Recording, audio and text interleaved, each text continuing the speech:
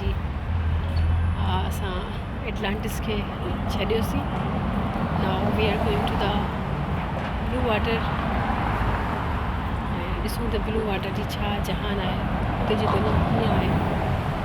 ऐं blue water खां पोइ then we will decide to go to the fort or any other place. उहो वरी पोइ डिसाइड कंदासीं. ऐं बाक़ी हीअ जेके रोड ऐं रस्ता आहिनि से त अमेज़िंग आहिनि, अमेज़िंग ब्यूटीफुल आहिनि. अक्सर आउं चाहियां पई त अगरि तव्हांखे को स्ट्रेस आहे, को अहिड़ो आहे जंहिंखे तव्हां रिप्लेस करणु चाहियो तव्हांखे गम खे, त यू शुड बी कम visit here.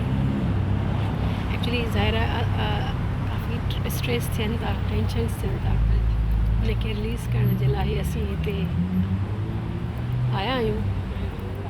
Alhamdulillah, now I'm feeling very better and I'm very relaxed here.